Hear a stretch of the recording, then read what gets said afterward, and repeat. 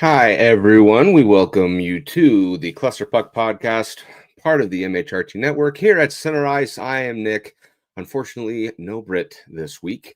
But thank you for taking some time during the Denver Broncos game here on a Thursday night as they're wearing their throwbacks against the Las Vegas Raiders to come and watch us as we discuss the still in first place Colorado Avalanche.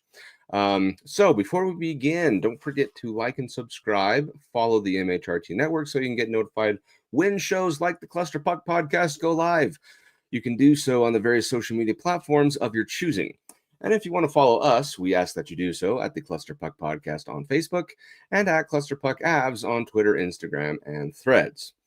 All right, so for those of you who are followers of the MHRT network, you guys have some double dipping right now as Mike and Bill are going to be on the other show currently doing a live stream of the game, and you have little old me in Avalanche World still trying to rep the Denver Broncos as best as we can. I believe it's 7-7 at halftime at the current moment, and that game should be picking up. Denver Broncos looking extremely well this season at 7-2 currently. And hopefully that means playoff implications for them. Bo Nix is leading that team off very well on the offense, and Patrick Surtain is doing a very, very good job leading that defense, in my opinion. Now, so first things first, a little gift came for me in the mail from the last episode to this one, and I am currently wearing it. This is the latest and greatest of the Colorado Avalanche attire. That's right, the Nordiques throwbacks that they had donned just a couple of weeks ago. This finally got here in the mail. My wife surprised me with it, found one that surprisingly was in stock, and so we pulled the trigger. I guess I should say she did, and it's absolutely gorgeous. Got myself a Nathan McKinnon on it with the assistant captain or alternate captain patch, I should say. Fleur-de-lis are absolutely beautiful. And it's just a great jersey overall. I mean, the Nordiques branding, I guess I should say, with this igloo and the puck and how it just the whole look has always been near and dear to me. Now, obviously, that's because the Nordiques coming from Quebec to Denver and becoming the Avalanche. That's a whole history. But just the colors, how it pops, and yeah, I mean, you couldn't get any better. However, I know that's obviously not the reason why you came to oogle at this piece of candy wearing a Nordiques jersey. Instead, you guys came to see about the title, I'm sure, of this episode, which is the points say first place. But if you read the description, there is some doubt, some lingering doubt that I kind of have. Brit also had as well. But we both kind of tag team thought about this and said, is this really the best Avalanche hockey we're watching? So we're going to dive into that, as well as the upcoming games and the fact that both goaltenders are now on the ice. That's right. Mackenzie Blackwood is back along with Scott Wedgewood. But who's really the hot hand here? And what should we do about it? So let's go ahead and talk about the past games that occurred. And we'll kind of dissect it one by one. So the first game we're going to talk about right now is the game in which on Halloween afternoon, 2:00 puck drop, which is very strange, the Avalanche go into T-Mobile Arena and defeat the Vegas Golden Knights with a final score of 4-2. Natchez with a goal, Brock Nelson with a goal, Brett Burns with his first as a Colorado Avalanche, and Cale Makar pots an empty netter to kind of put it away in with about a minute and a half-ish left. So this game, I don't necessarily like rank games or anything to that extent, but if I had to, this one felt like both teams tried to not try. That's the best way I can put it. Now, it was a good game, okay? Both teams, like I said, they tried to not try, right? I think they were just too busy with dancing around the fact that, I guess this is a really hard way to describe this, so bear with me. They tried their best to put in the effort without the risk of, say, injury or penalty, or they just danced around each other a little too delicately for my liking. Usually when this game happens between these two opponents, it's usually a pretty hard-hitting, a very fast-paced game. Now, that's not to say that it didn't have plenty of hits or, some charged moments at points and times, but it just felt like the game dragged because there was that lack of physicality. That's the best way I can put it. So obviously, to get things started, Marty Necas, in no surprise, pots his 8th of the season, and that's the only goal in the first period, which, again, does shock me a little bit, but not as much as I would like it to, simply because I know both of these teams are already elite. They're both top 5 in the league, if not top 3. And so you kind of knew that this was going to have a playoff type game atmosphere, or at least a pace of play. But it was a little surprising considering the fact that Vegas did not have their typical goaltender, I guess I should say. They actually were putting in Carl Lindblom, who I believe it was only his second start in the NHL. And that first period, he actually was doing a very good job. So kudos to Lindblom for the Vegas Golden Knights. He went in and kind of surprised everyone. And I wonder if that's kind of why the Avs were dancing around trying to figure out this goaltending situation, was because they didn't really have much on him. Nate just got that one passed, which was great. Second period rolls around, and about 4.5 minutes in, Brock Nelson, on a very lovely goal, puts his third of the season away, and you go up 2-0. Now, at this point, half of me felt like the game was effectively put away, though a 2-goal lead in this context with the Vegas Golden Knights, knowing they have Eichel, knowing they have Marner, knowing they have Dorofiev, it just doesn't sit as tight or as confidently as if they were playing someone like, say, a Columbus Blue Jackets, someone to that extent, where it doesn't seem like they would have the firepower to be able to mount a comeback. And lo and behold, third period, and that's kind of where most of the action ended up happening.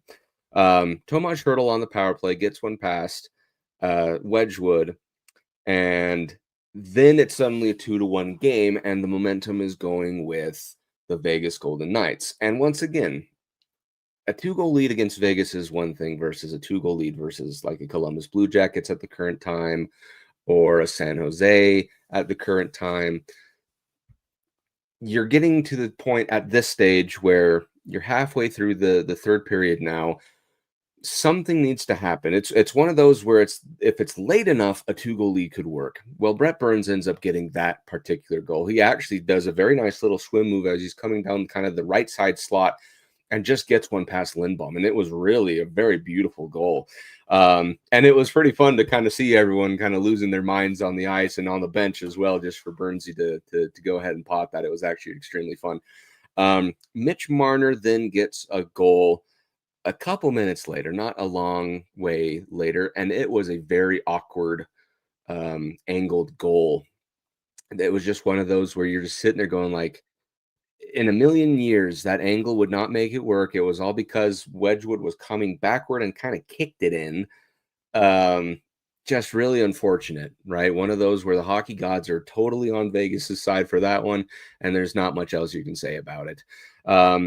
But nonetheless, you're now up 3-2, and you still have about 8-ish minutes to play. And that's kind of it. It felt like both teams really didn't care all that much about the final score. And they just kind of played. Cale Makar does get the empty netter, and that puts it away. But again, the game itself felt lacking life. It just felt like it was just kind of there as a side thought. Like there were even times where I felt myself, I could have swore I was getting sleepy at my desk. I was watching it at work, and it was just kind of like background noise. It felt like just, the whole time where I'm just doing most of my work. And then I would occasionally glance over or something to that extent, which is good because work is more important than game. but it just, again, had the lack of life. But a win is a win. And so you'll take 2 points away from Vegas because that's, again, going to be very, very important to show that even in these ugly games, I like to call them, you can still win. There is still that possibility of winning, and you just kind of roll with the punches, right? Speaking of roll with the punches, the Avs go ahead on the back-to-back the very next day, also a 2 o'clock puck drop, and they play the San Jose Sharks. Now, this one is where Mackenzie Blackwood plays his first game of the season. And he did fine. Like, that's the thing, is he played fine. He only allowed 2 goals through regulation, and, like, there wasn't much of a problem. Your 2 goaltenders your 2 goal scorers for the Sharks were Macklin Celebrini, not much of a surprise there, and Philip Kurashev, who's on the up and up for San Jose. He's one of their better players. The odd part about this game, and this is going to be a big talking point, after this segment, is it felt the Avalanche again played down to the level of their opponent. And playing down is a very, very patronizing way to put it. I understand that. So maybe playing just to the caliber of the opposing team, or to the level of the opposing team, is maybe how I should put it. But kind of going through this game, Martin Necas and Macklin Celebrini both get a goal. Martin Necas his 9th, Celebrini his 7th. And you're thinking it's fine. At some point, the Avalanche are going to pull away. Again, that's because that's kind of how the play ended up being, to be completely honest with you. In fact, if I go to the shots in the game cast here, let me see if I can pull it up real fast. Whoops, scrolled a little too far. 38 shots versus 23. Okay. It just felt like this game should belong to the Avalanche. Like, at any point in time, you're like, okay, well, at some point, the Avs will turn it on, and you're kind of off to the races, right? Well, it never really happened. Now, a lot of that could be that the Sharks realized just how important of a game this is. They hadn't won in 12 straight games, which, if you think about that, is over 4 years, right? That is something that resonates with him, and that's something that Coach Warsofsky with the Sharks has probably grilled into this team, saying, hey, you haven't beat this team in 4 years, and you play them 3 times a season, right? Surely one of those should have gone your way. So maybe, and I'll talk about this in a second, but maybe they played up. You never know, right? Anyway, Philip Kurashev pots a goal for the Sharks, and now they are up 2-1. Now, obviously, at this point in time, it was just a little under, the second period had just begun, more or less, is what I'll say. And a few minutes later, Nathan MacKinnon, as he always does, gets a very beautiful goal. We're tied. Again, you go right back to the everything will be fine. The third period will roll around. We'll get that goal. We'll put things away. Well, no goals ended up coming in the third period, which was very, very shocking for 2 reasons. One, the Avalanche have had a very successful third period, at least at the start of this season, about a month ago. And the Sharks historically have had very terrible lead, like holding on to ties or leads going in and going out of the third period. That's where they usually tend to lose their games. So not only for the fact that a close to last place team was able to hold you scoreless and not give up any goals to you, the first place team, was very impressive on their end. Very frustrating as well. However, you at least get the point for overtime. So there is something there of substance to reward the effort you have put in. And I'm not here to say that the Avalanche looked absolutely terrible. They looked fine, right? They had the shots on goal. They had the hits. They were fine. Power play is power play. I don't even want to get started on that. But overtime, once again, as soon as that occurred, see, I had to scratch my leg there. As soon as that occurred, I literally looked like just dead in the TV, and I said, we're going to lose again. It's at that point where it's kind of like where I'm trained, where as soon as overtime hits, you're like, well, we got a point. Thanks for playing. And sure enough, Philip Kurashev gets a second goal. And it was a very nice goal, right? I'm not going to lie. It was a very nice goal, but you're sitting there just going, I can't believe this. I don't understand how at this point in time, the Avalanche, who have a very good overtime roster, can go out and lose like that. It just seems to make no sense to me. And any way you slice it, I mean, you have McKinnon, Natchez, and Makar. Britt mentioned last week that maybe that's not the right roster. You need to bolster up with the defense. So maybe Taves needs to be part of it. I don't know, right? But you have an offensive firepower where it's like as soon as they get the puck, that should basically automatically mean there's going to be a pin-seeking shot that goes into the back of the net, and you are off, and you should be winning all these overtimes. But it just hasn't happened, which I think is the most incredible thing, just because of result versus producer, I guess is a way to put it. And you lose this game to the San Jose Sharks. They pick up a very precious 2 points, and they snap effectively a 12-game losing streak, and just kind of head their way. That's basically all it is. So you need to get the bad taste out of your mouth naturally, right? It's not to say you played terribly. It could be that the Sharks played phenomenally, which they did. Askarov had a very good game. I won't take that away from him, despite some really egregious flubs where he got very lucky that they didn't pot against him. But you have to get that bad taste out of your mouth, right? And indeed you do in this next game against the Tampa Bay Lightning, where you do survive, and I will use survive as a very important word here, the game 3-2 in the rematch of the rematch of the rematch of the rematch of the rematch of the Stanley Cup final. And you're back in the win column. That's the important stuff. Okay. 2-0-1 for those 3 games. Again, you take it. You get points in all 3. Everything's fine. Like, there's no real reason to worry. This game, however, was extremely interesting in that very early on in the game, Wedgewood is also in net, by the way, for this, and we'll talk about this in just a second. Very early in the game, Nikita Kucherov gets a goal very, very fast, and it was one of those, again, strange bounces, do strange things, and it finds the back of your net. But regardless, that's how hockey is. Kucherov gets a goal. Well, here comes our little hat trick hero as of late, Victor Olofsson, who gets another goal in the power play. And I will say, having him on the power play has actually been extremely fun to have because he plays a very similar style to Martin Necas, but with the composure of Mikko Rantanen, if that makes sense.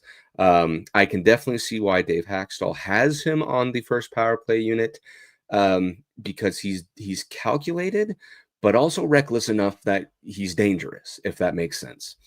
So Victor Olofsson gets one on the power play.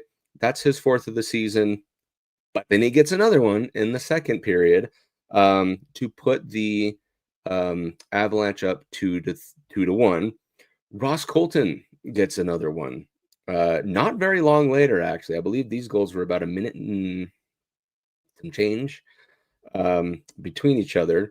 Ross Colton gets his second, and you're up 3-1. Now, that goes all the way to the second period, and you're going now into second intermission with a 2-goal lead, up 3-1. This one was where you never count Tampa Bay out. Similar to what I was saying against the Vegas Golden Knights, even though the Lightning's record doesn't reflect very well because they had a very, very poor start to the season, they began to really have a good win streak. I went to the game against the Mammoth where they played extremely well, beating the Mammoth. So they were basically going into this game on a 5-game winning streak, right? So clearly they had found some kind of a groove to either get back in games, stay in games, pick momentum away, whatever it is. They had that ability, right? Well, 3.5 minutes in, Braden Point gets the second goal for the Lightning, and then it just becomes a game of, it felt like panic, to be honest with you. Mistakes were being made from both teams, fights broke out with Landeskog even throwing punches, which was incredible. It was getting pretty chippy pretty fast, right? For the rest of that period, I should say. Now, obviously, these two teams are no strangers to each other's. Playing in the Stanley Cup Final, obviously, there's a lot of people still from those games that are still on the Avalanche, so they know the others by their way of play, whether they're fellow countrymen like Landeskog and Hedman. The list goes on, right?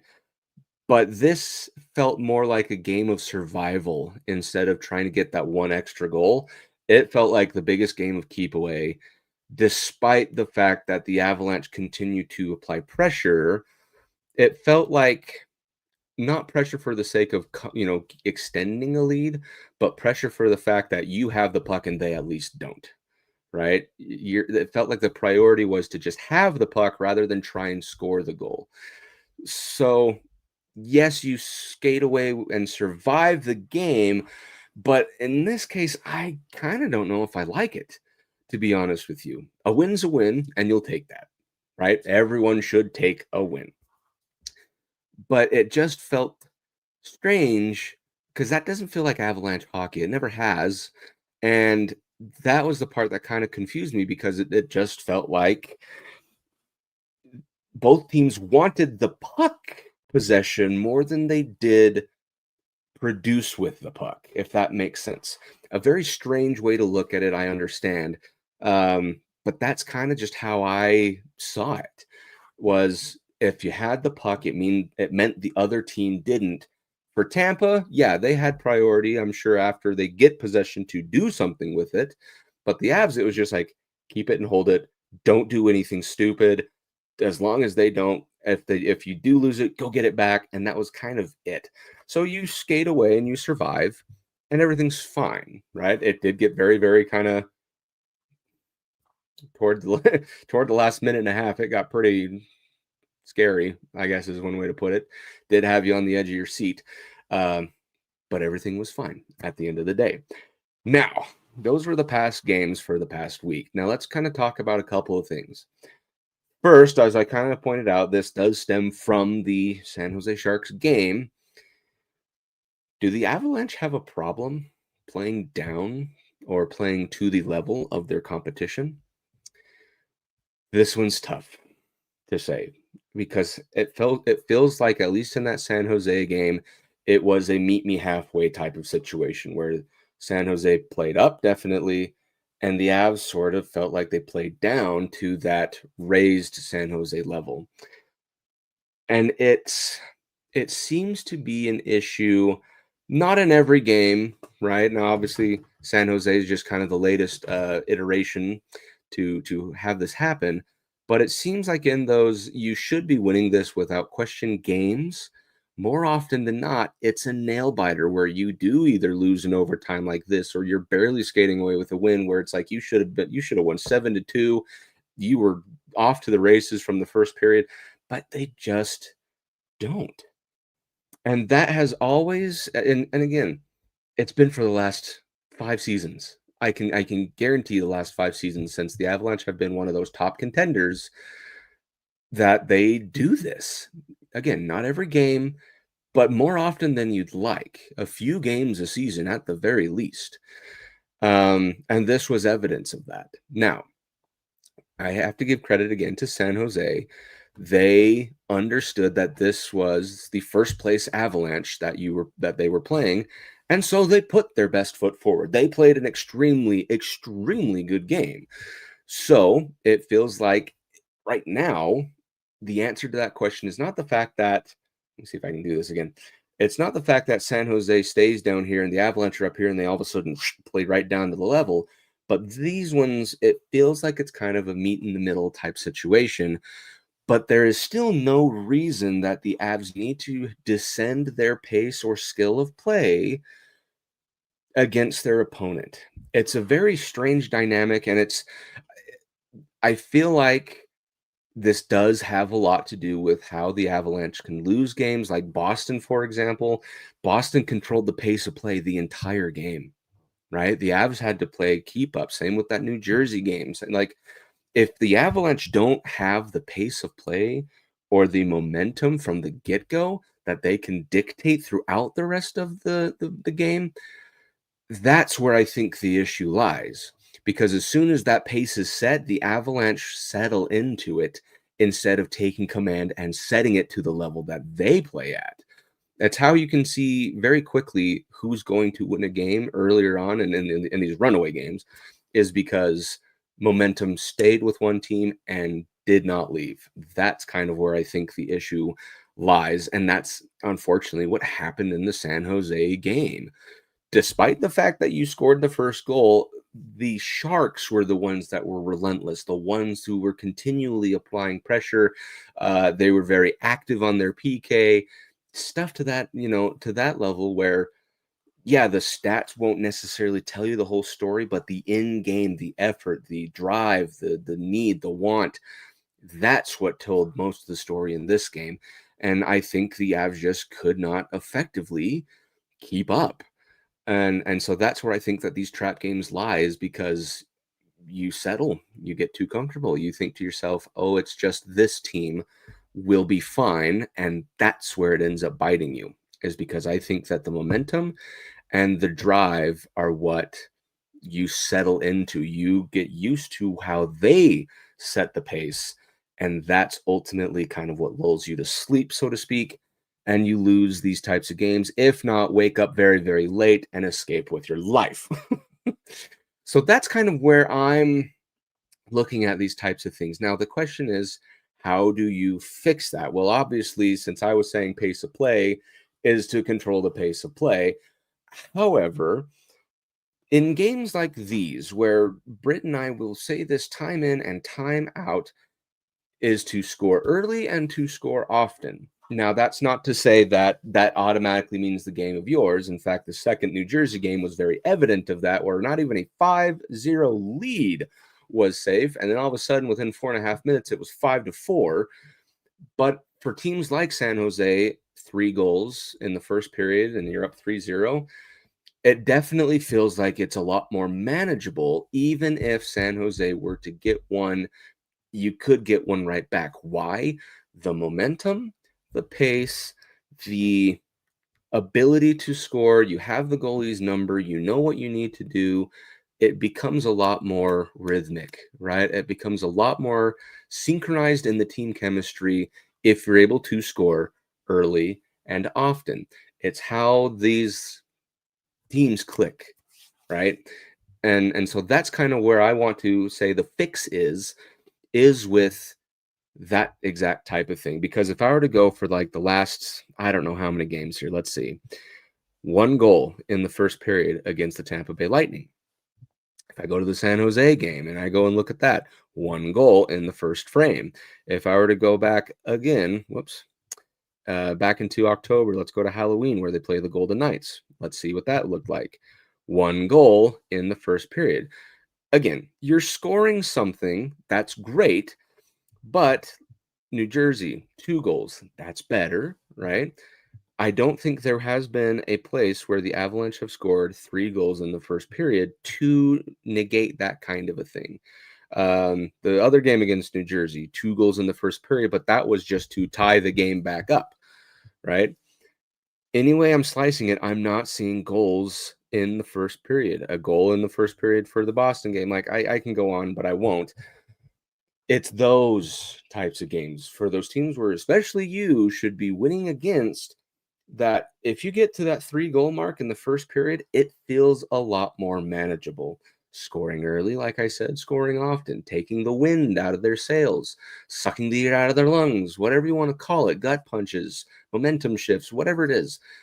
Those are what effectively can control the pace of play, not necessarily your effort, which there are those games where you are out-muscled and out-efforted, but pacing can come from, in the Avalanche case, their production, because they have the team that is very much more than capable of doing it, as well as a goaltending tandem that can keep it that way. Now, that's all I'm going to say on the subject as far as playing down to the pace or the level of play of the opponent. The Avalanche can fix it. That's the thing. It's fixable. But it's up to them, the players, to do it. We obviously, as armchair GMs and as couch coaches, can easily point out the mistake and say, well, they're not doing this, they're not doing that. Meanwhile, we're sitting, in a couch naked eating potato chips, right? But it's up to them to be able to do this. Now, I mentioned the goaltending tandem. I'll switch gears to that. Mackenzie Blackwood is back, right? And now your goaltending tandem is right back to where you need to be. Okay. And they put him in the situation against San Jose just to get that feeler game. Obviously, San Jose played a better game, but Mackenzie Blackwood still only let in 2 goals, which, again, my metric is 3 in regulation, 1 per period, right? If you can do that and assume 30 shots, that's 90%, right? And that's fine. Okay, that's an acceptable number to me, right? That's how I like to judge it, right? So he did fine. The offense in front of him just couldn't do exactly what San Jose did. So the question is, Mackenzie Blackwood is back. Scott Wedgewood has been playing for quite a long time now, and in fact, from what I understand, Blackwood could have played a few games ago, but they were playing Wedgewood on purpose. He seems to be the hot hand. Now, the question is, do you continue with Scott Wedgewood, who has been playing fine? Obviously, a couple dud games, the one in Carolina where he got pulled, but he's been playing fine. Like, there hasn't been much of an issue with his play. However, your bona fide 1A, so to speak, is Mackenzie Blackwood. He is the one you signed the long-term deal with. You don't have Wedgewood locked up like you do Blackwood. So what's the current hang-up? Obviously, there was a back-to-back, so obviously they were going to play there. But you played Wedgewood against the Lightning versus Mackenzie Blackwood, right? Do I see this as an issue? Yes, but it's a good issue to have, right? And currently, from what it looks like, it's just kind of how Jared Bednar and the Avalanche organization run their program is you ride the hot hand. We saw this back in the Cup run in 2022 where there were stretches where Pavel Francouz was the goaltender to be in net game in and game out. And then once he started to slow down, you make the swap and it's Darcy Kemper, right? It's going to be a similar problem to have here, where you're just riding the hot hand. Wedgewood's been fine, everything's been fine, but at some point he will show a sign of slowing down, and that's when you make the swap.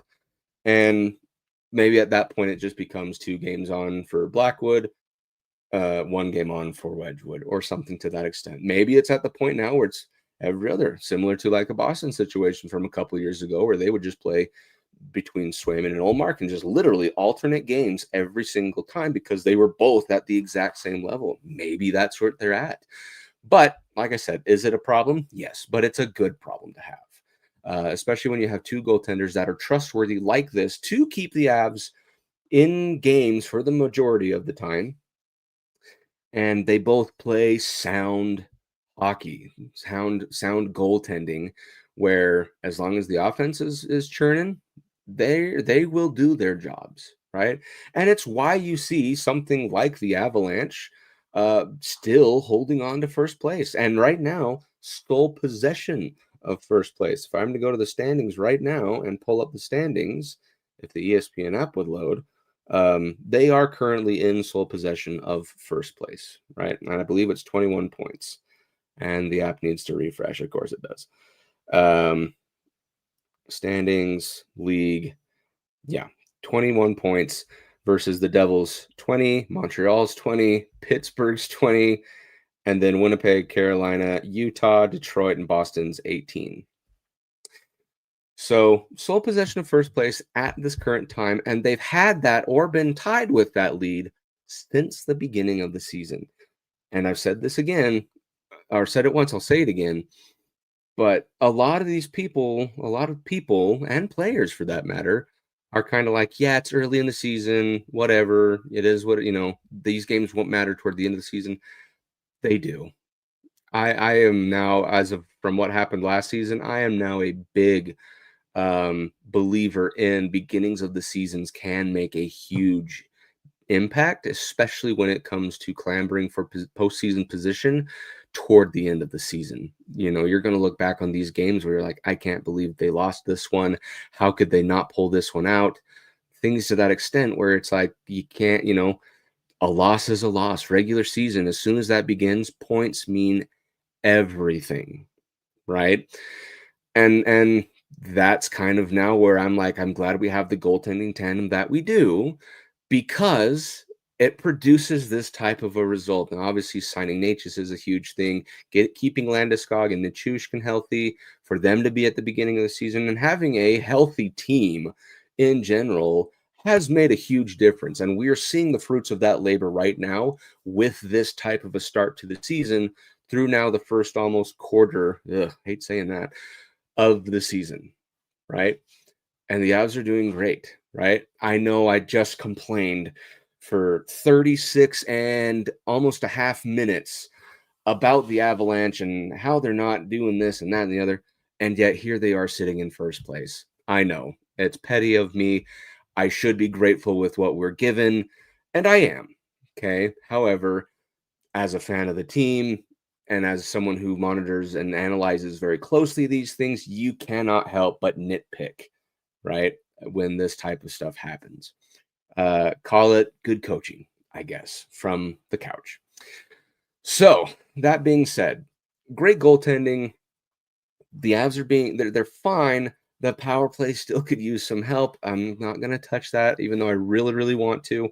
What we need to do now is get into the actual upcoming schedule for this week. So the Avs, I think, will cover the next 3 games. The Avalanche have just a little mini road trip, 2 games, and then they'll play a game at home. First one, it's going to be a back-to-back again, right? Saturday, Sunday, both of which are going to be 8 p.m. puck drops, because you are headed into oil country. Marquee matchup once again between McDavid and McKinnon. This one's interesting, I guess, to say the least. Right now, the Oilers are fine as far as play is concerned. Like, they're not bottom of the barrel. They're also not top of the league. They're just kind of in the middle, sitting at a 6-5-4 record with 16 points, so just 5 points outside of where the Avalanche are. But they have been playing pretty good hockey, actually, as of late. And you should never rule out, especially going to back-to-back Stanley Cups, you should never rule out the Oilers, right? Lost their last couple, but again, by 1 goal to St. Louis, by 1 goal to the Stars. They won by a goal in overtime against the Blackhawks, who are surprisingly good. They're not going to just go quietly, or at least they tend to not, I guess is a way to put it. So this game, is going to be close, right? Obviously, there's those little voices in your head that say it's McKinnon versus McDavid. Which one's better? Who will perform more? It's in Edmonton, which is a very rowdy and raucous atmosphere, and an arena I've always wanted to go to, by the way. It's always going to have that underlying story arc of Hart Trophy winners, who's better, who's faster, who will score more. Those two are always going to be in the conversation for the next, I don't know how many years, right? So there's that. My key to the game, though, is to limit. This is going to be an interesting way to put this, so bear with me.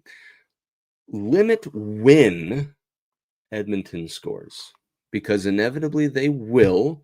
If I'm wrong and the Avs win this in a shutout, I will happily come on here and say I was totally wrong with this key to the game, and I'm happy to eat crow on that one. More than happy to eat crow on that one. But my key to the game, limit and mitigate when the Edmonton Oilers score a goal. My worry in this particular game is that this game is going to be one of those 2-1 games where it gets really close and someone scores a goal late in the third period, and there's just not enough time to catch up and come back to tie the game, right? Hence why my fear is that it is going to be Edmonton that tips that scale late in the game.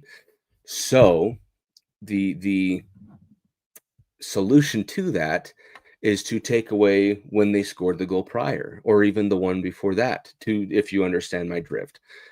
Defense is going to be very, very key in this type of a game, right? Goaltending is going to be very, very key in this type of a game. We don't know what kind of goaltending we're going to get with Edmonton, right? Sometimes Skinner is on if it is Skinner, right? Sometimes he's on, sometimes he's off, right? We just don't know. But one thing is for certain is that Edmonton, like the Avalanche, have a very potent offense. Draisaitl can score whenever he needs. Nurse, I've seen him on the up and up as of late. He can score whenever he needs. Zach Hyman. I mean, the list goes on. McDavid, etc. Right? They have that ability to score in those key and clutch moments. It's that taking that away that I want to make sure happens with the Avalanche. And that is going to boil down to how the defense is able to take away offensive zone time for Edmonton, possession for Edmonton. Face-offs are going to be a big thing, so you're going to be relying on Brock Nelson pretty heavily in that regard. And it just feels like, to me, it has the makings of a close game, very playoff-like atmosphere. And like I said, I could be totally wrong. It could be a barn burner where it's 7-6. Goaltending is out the window. They're basically Swiss cheese, and it's basically who pots the most, right?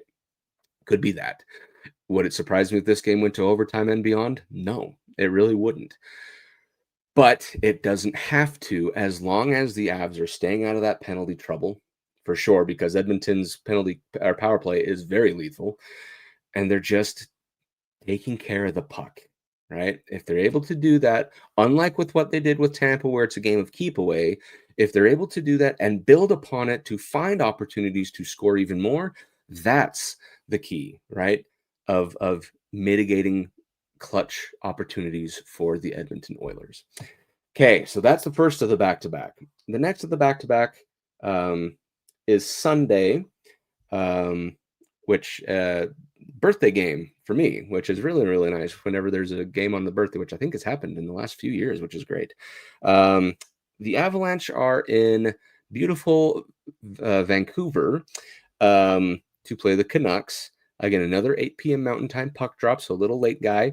Now, Vancouver currently with a losing record, but that doesn't necessarily tell the full story to me, okay?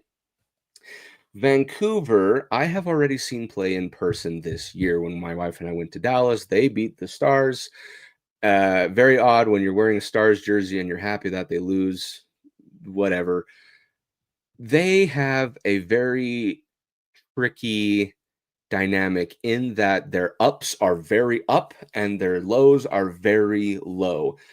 That's the key to the game, I think, is what I'm going to put for them is taking is I guess really momentum, right? When I say ups are really up, lows are very low, I don't necessarily mean game to game. It's in game where if momentum comes to them, it comes to them in waves and in droves where they become relentless with attacking. They become relentless with pressure. They always win the faceoffs. They get lucky with having penalties swing their way.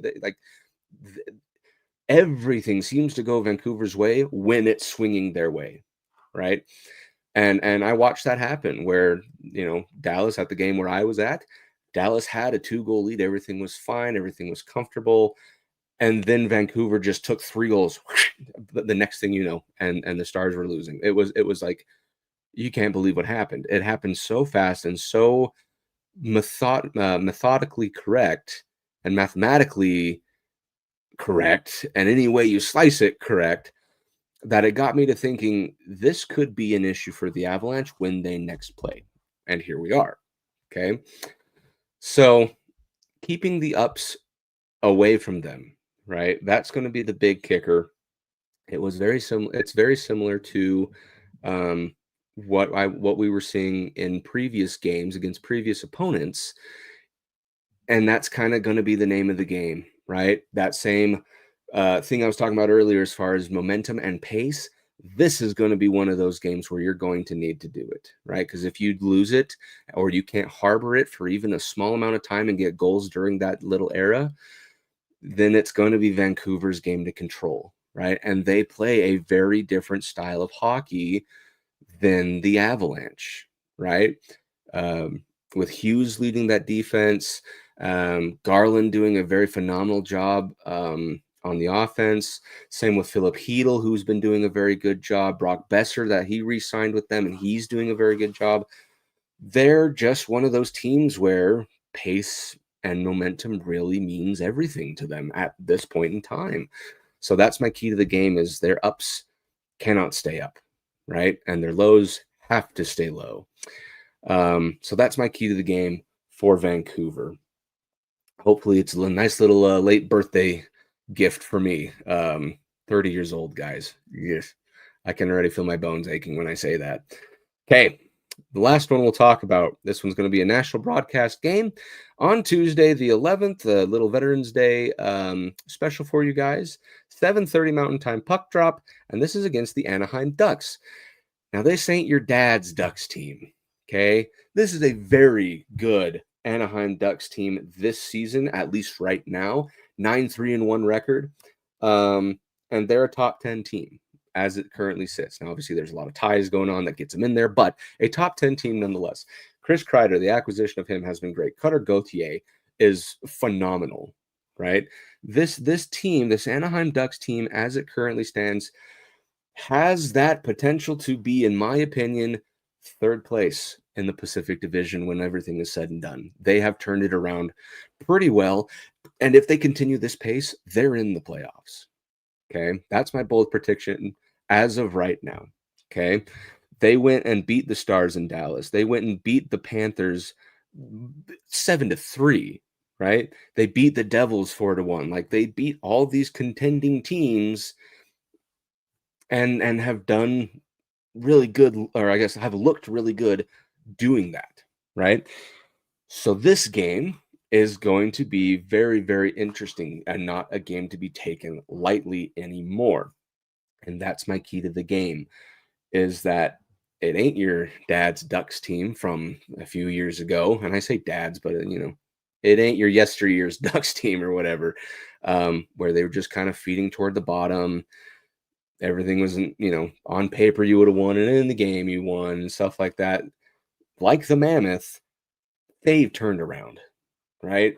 All of a sudden you get the right pieces, the right parts, and in the Ducks instance, with their goaltending, with Dostal, and the fact that they have this young core that's been surrounded by very, very talented veterans like your Chris Kreiders. Jacob Trouba defense has been extremely good. Radko Gudas as their captain. The hard hitting, right? They are just a good old-fashioned hockey team now that plays that hard hitting style, that can score on you because of these young guns.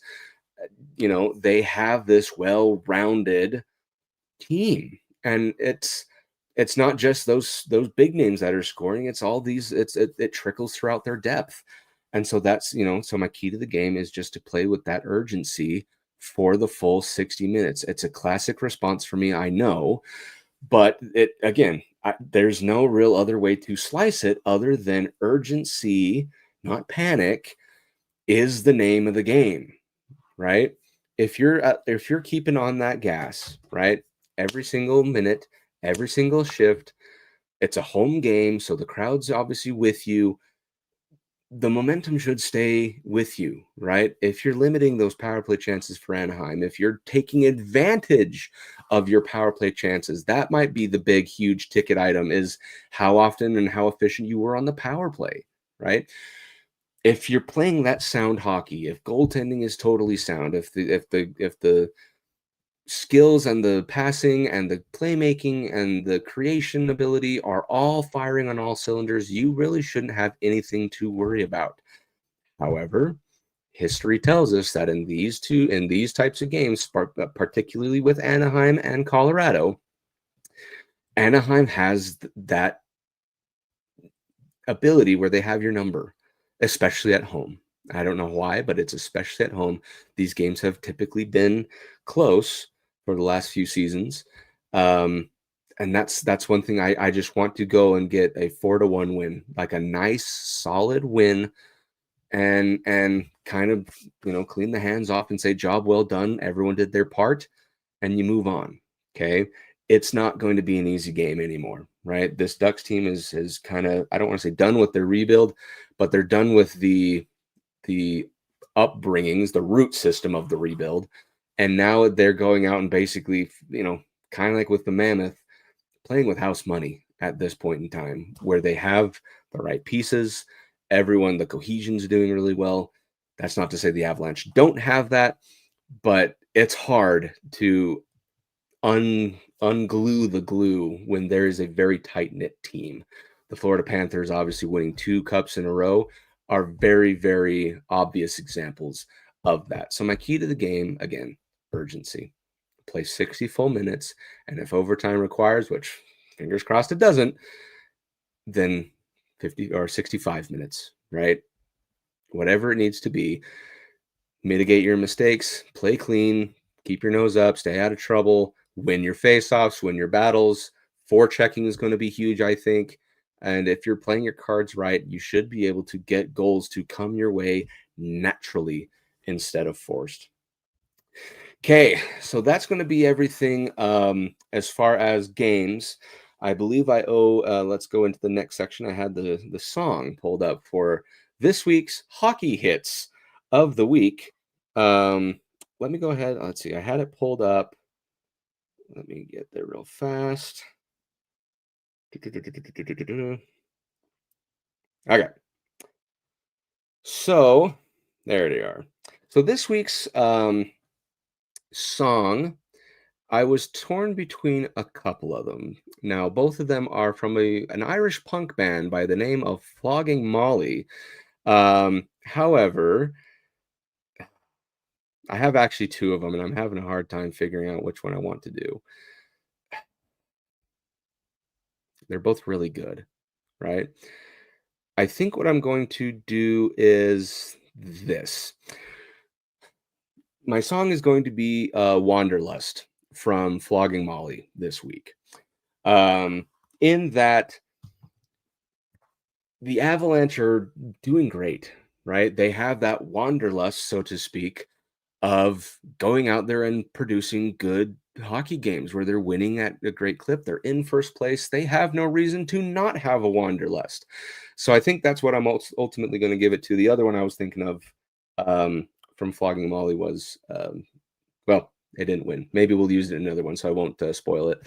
But Wanderlust from Flogging Molly, that's my hockey hit of the week this week, because they're just going out there with that sense of adventure right now. As much as I was just bagging on them for about the last hour, they are winning games, right? They look good while they're winning these games, right? So why not have that Wanderlust about you? Right? To go out, figure out new ways to score goals. Natchez is clearly figuring it out. Brett Burns has now figured it out. McKinnon's obviously got his thing. Victor Olofsson with a hat trick. There's no reason that this Wanderlust cannot exist in that locker room under this type of circumstance with this good of a team chemistry. Natchez signing his deal for long term. Devon Taves, who recently did. I'm sure Cale Makar is going to be on the up and up by the end of next season. A lot of stuff is looking good for the Avalanche. Don't get me wrong. I know I was just critiquing a lot of stuff in the last hour, but let me give you my reassurance. The Avalanche are playing fine, right? They're first place in the league and have been sustaining that for a month, which is a huge deal. And it's a very good time to be an Avalanche fan, to be a Denver fan, at least as far as the Broncos and the Avalanche are concerned. Nuggets, they're going to be fine. Rockies, their day will come, I'm hoping. But it's great, right? To let the Avalanche Wanderlust roam free.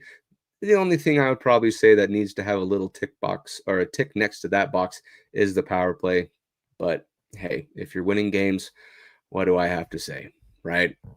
So I think that's going to wrap it up for this week's episode of the Cluster Puck Podcast. Once again, if you like what you saw, don't forget to like and subscribe and follow the MHRT Network so you can get notified when shows like the Cluster Puck Podcast go live. You can do so on the various social media platforms of your choosing.